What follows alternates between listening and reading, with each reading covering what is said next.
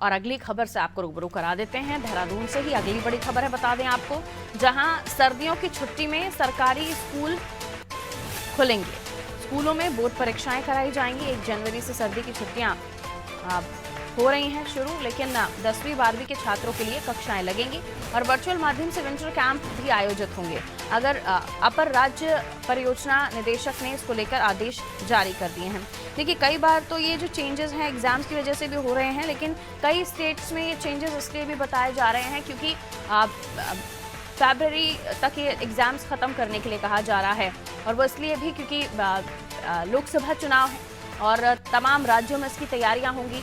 और देखिए, अब विंटर की जब वैकेशंस हैं और उसमें भी अगर स्कूल लग रहे हैं तो आप समझ सकते हैं कि चीज़ें हैं। और ख़ासतौर पर 10वीं 12वीं के छात्र, क्योंकि बोर्ड एग्जाम्स होते हैं, बच्चों को तैयारी करनी होती है और स्कूल्स में भी रिविजन होते हैं, उनके ऊपर भी जिम्मेदारियां होती हैं, रिजल्ट ना बिगड़े। बहरहाल और भी हम इसे समझ लेते हैं कि सर्दियों की छुट्टियों में किस तरह से जो स्कूल शुरू किए जा रहे हैं, अब जो छुट्टियां हैं उनको निरस्त करते हुए 10वीं 12वीं की खासतौर पर कक्षाएं लगाई जा रही हैं, उसके पीछे वजह क्या है। सोनू हमारे साथ जुड़े हुए हैं। सोनू, समझाइए। देखिए पारुल, ये समग्र शिक्षा के तहत ये आदेश जारी किए गए हैं। जो इस परियोजना के अपर निदेशक हैं, उन्होंने ये आदेश जारी किए हैं और ये कहा है कि क्योंकि आपने स्वयं इस बात का जिक्र किया कि आने वाले समय में लोकसभा के चुनाव है और जो बोर्ड की परीक्षाएं हैं वो किसी भी राज्य के लिए बहुत महत्वपूर्ण होती है, तो उस लिहाज से पढ़ाई बाधित ना हो और जो पठन पाठन का कार्य है वो निरंतर चलता रहे।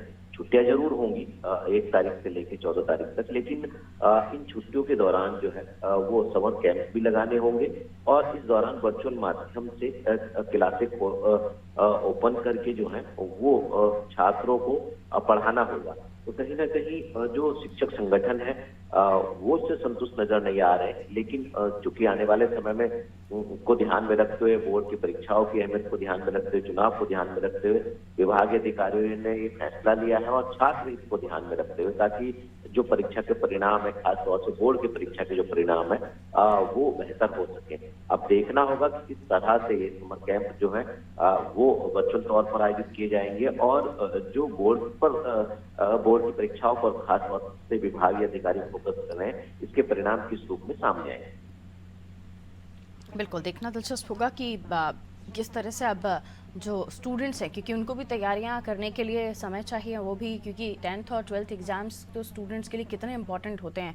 हम देखते हैं कि काफ़ी बच्चों का जो पढ़ाई है वो भी काफ़ी टफ होती है और अब हम देख रहे हैं कंपटीशन के लिहाज से भी लोग एक पॉइंट का डिफरेंस नहीं चाहते, तो बच्चे इस तरह से पढ़ाई भी करते हैं। और दूसरा कि अब जाहिर सी बात है और भी काम है, अब जब अमला किसी और काम में लगेगा तो जो अब आपको पहले के काम है उनको भी पूरा करना है।